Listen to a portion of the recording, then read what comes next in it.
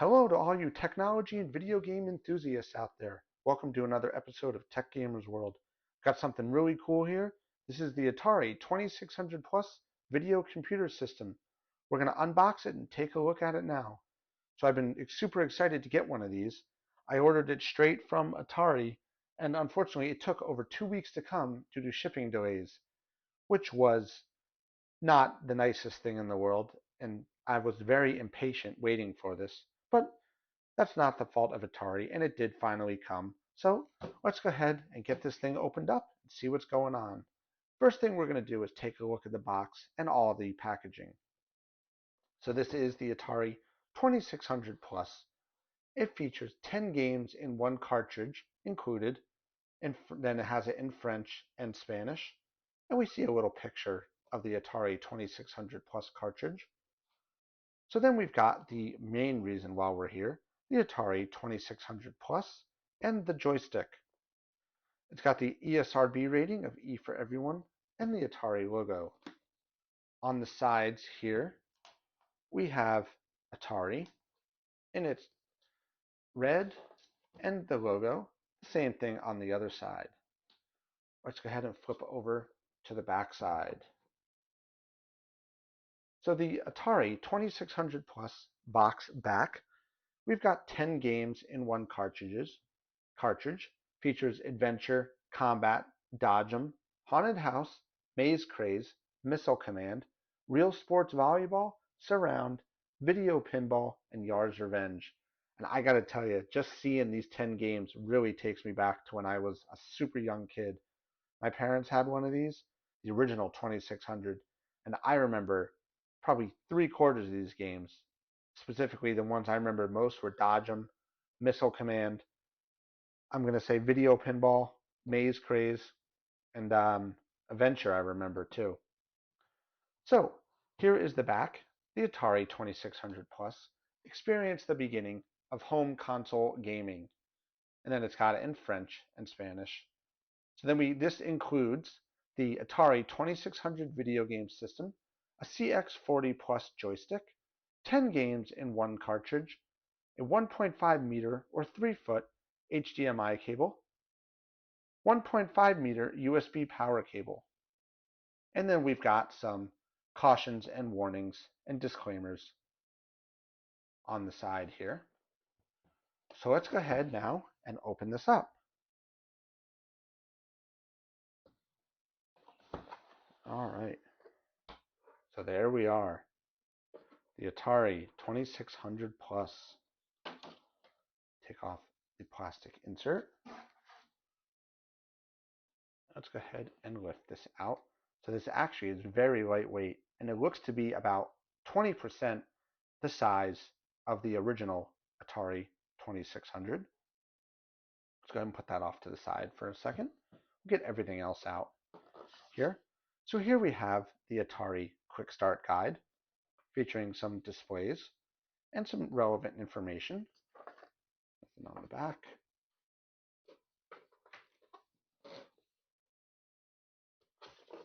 Let's go ahead here and see what's in this box.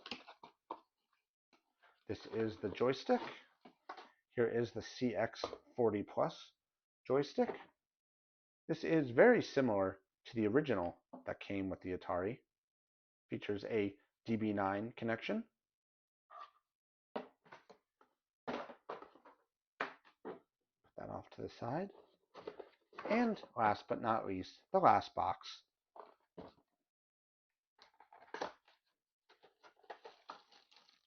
Featuring an HDMI cable for connections to a TV. Talk about that in a minute here. Let's see what this is here. This is the power cable, or USB. That's actually a USB cable, but that is also doubles as the power cable. And let's see if there's anything else. So that is all of it.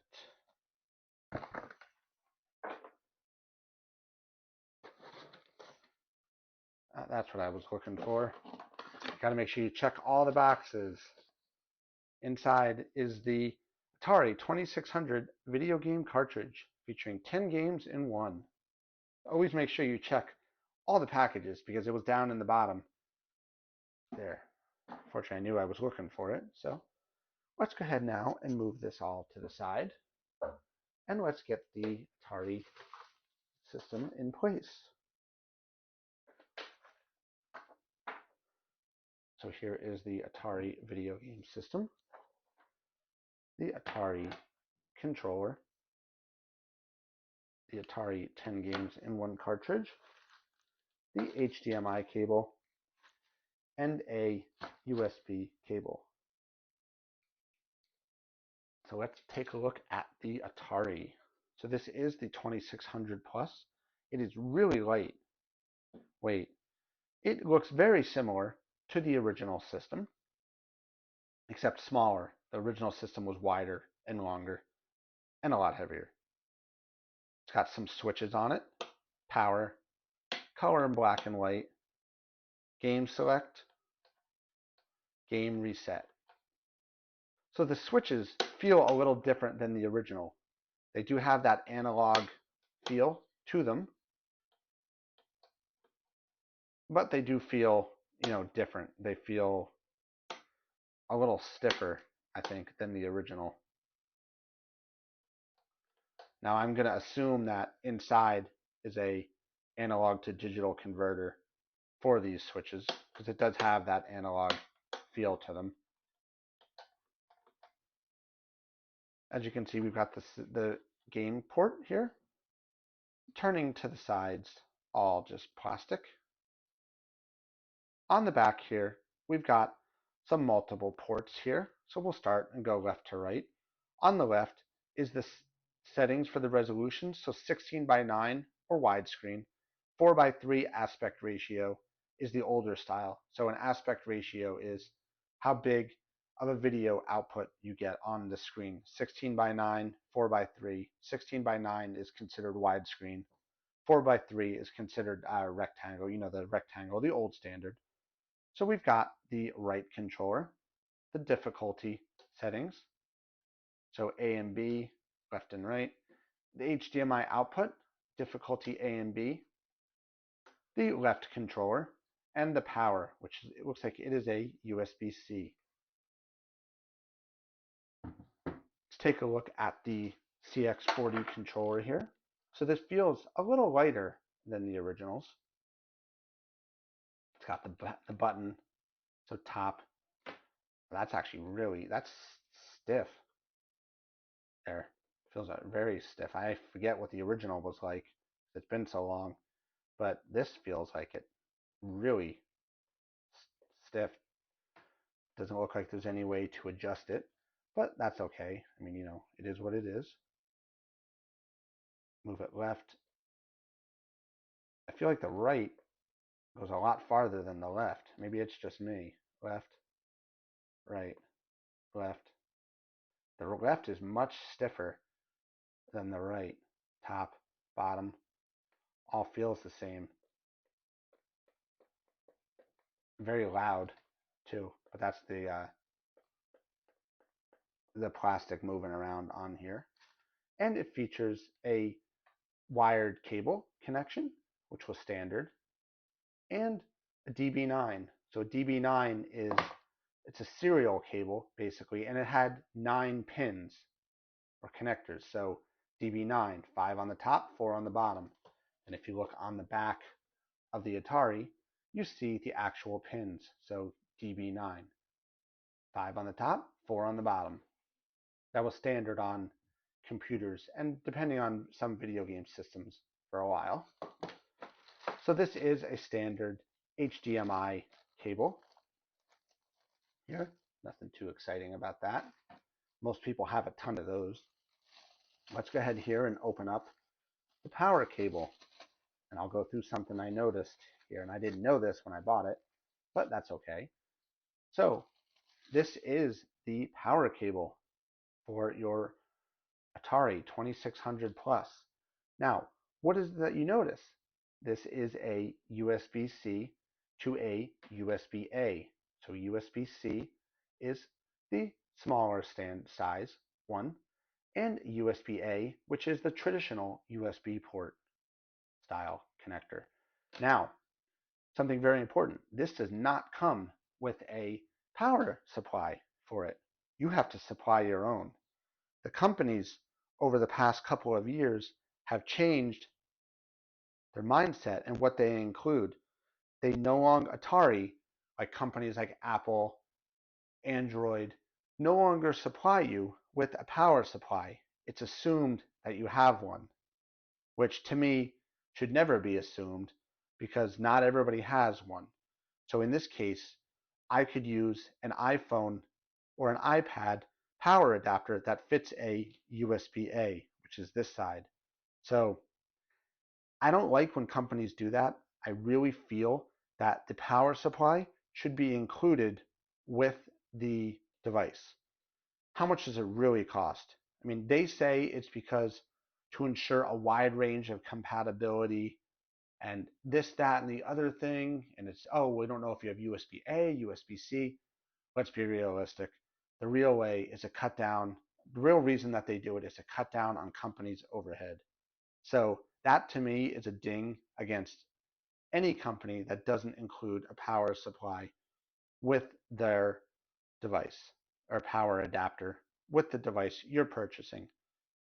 Raise the price a couple dollars just to include one that's proprietary or specified for the system so that there's no confusion.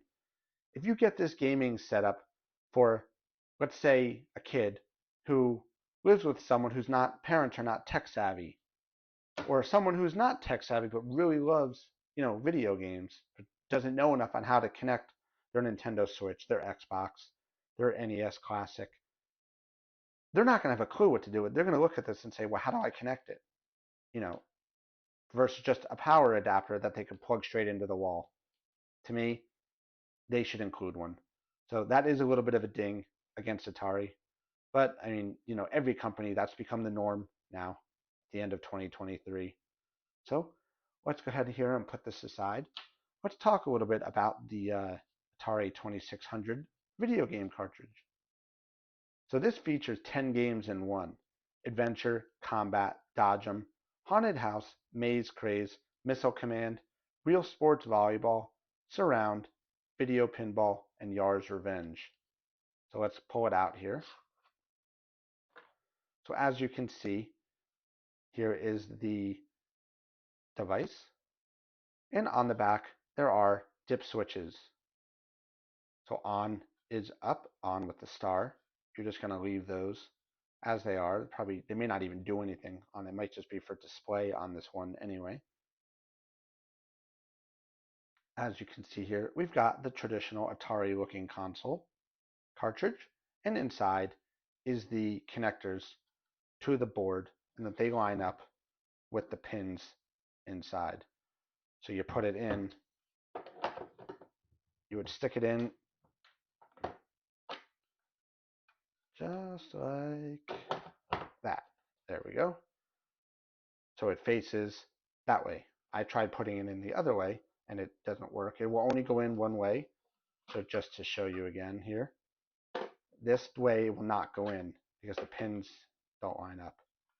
So it'll actually push up here. You need to put this sticker towards the back so you can read from the front what you're playing. So now when your parents are playing your game, or the system, you can run by and grab the cartridge and freeze the game. So let's see here. We've gone over the power, the TV type, the game select, and the game reset. So obviously, straightforward. You would put this up for power on. TV type, color, or black and white. This will change the video output to color or black and white, depending on which you want it to play in. Obviously, all TVs nowadays for the past 50 years have all basically been color. So, you know, you're going to it's for retro look, obviously. Game select, game reset. So this really takes me back. I mean, everything is so different now. You look at the Nintendo Switch, that's the dock, obviously not the Switch. NES Classic. We've got the Xbox and the PlayStation right there. The technology has changed so much. What I really like about the 2600 is the aesthetic value of it. It's got the analog switches, the plastic with the wood veneer on it, the Atari logo. It's just really cool retro look. And this is a modern system, so it's new but old, which is really cool. I love this kind of stuff. It's awesome. So the specs on the Atari system, for those who are interested, are actually pretty cool. So they use a system on a chip, it's called. And a system on a chip is basically an integrated circuit chip that has everything all in one. So inside of the Atari system, for those who are curious how it works, it doesn't actually store any games. You still need this cartridge or any other 2600 cartridge or 7800 cartridge to play a game. And now why is that? So these systems typically include a very cost efficient processor. So this one includes a Rockchip 3128 SoC. So SoC stands for System on Chip. It's an integrated circuit chip that has everything in it that you need. It does video, it does data processing, all of that stuff lumped into one tiny chip. Now you typically see these chips inside of TV systems. You know, the DVR for your TV, for example. Some TVs have them in it, the ones that have processors, smart TVs, etc. They use all-in-one chips or SoC chips, ARM chips from companies like Intel or any other lower end chips to make it cost efficient as possible while providing you with CPU you need to process stuff. And a fine example of that is the old Verizon Fios boxes had weak processors in them. So when you would use the smart apps that came with it, such as YouTube or Netflix, they were so slow. They would take forever to load and etc. The newer generation ones have faster processors in them while still being cost efficient, and they've shrunk in size. So that's a pretty good thing. So that's where these all come in. That's how the processors are integrated into these. You need one to process what comes out of the cartridge through the processor to the TV. So they also include a little bit of storage. So they have 256 megs of storage. Now, that seems like nothing, but all that's for is just a buffer while the game is being presented to the screen. So 256 megs is just a buffer between the cartridge, CPU, memory, storage, TV, basically. Or in this case, it's probably cartridge, storage, memory, processor, TV. It has 256 megs of RAM. So memory is, think of it like a holding spot before the processor processes the data. The CPU requests the information. It comes through the memory, through the CPU, out to the TV. It's the same principle as a computer. These devices are only designed to do one thing. They're designed to play video games specific to the system. So they can get away with very low memory, 256 megs, for example. Now they do that for a multitude of reasons. One, that's all they really need to do their very specific job. Two, keeps internal costs down, which in turn keeps external costs and hard costs lower for the customer buying it. If this was $600, $700, unless it was super good and super beefed up, nobody's going to buy it. But in this case, Atari is able to offer a attractive price point to play older Atari games, and that's how they do it. This thing has just the specs it needs to play those video games, from compute, memory, storage, the three main players, and obviously all the other stuff that comes with it. So that's pretty cool. I love technology. I love everything about technology. So that's pretty awesome. So we've gone ahead here and unboxed the Atari 2600 system here. We've got the cartridge in here. We've got the CX40 controller. So my initial thoughts are, this is really cool. This looks awesome. From an aesthetic point of view, it's got that retro look and feel to it. It's a lot smaller than the original system. It's got the old style CX40 joystick. It's got the USB cable for charging. This is a USB-C to USB-A charging cable. We've got one included HDMI cable, short one. It's only about 3 feet, so you'll have to keep it close to your TV if you're using it. Otherwise, you can get longer ones to meet your needs. Now, I think this is really cool. Couple of considerations. I am not a fan of this. The USB-A to USB-C charging cable, they do not give you a power adapter. So you need to use one that can support this. So you need a USB-A one, either an iPhone or an iPad or a Samsung, Galaxy charger, anything that takes USB-A. So that is a consideration. If you don't have one, you can find them on Amazon or any other website pretty easily. You need a USB-A charger. So again, very important. USB-A, the USB-C end plugs into the back, just like that.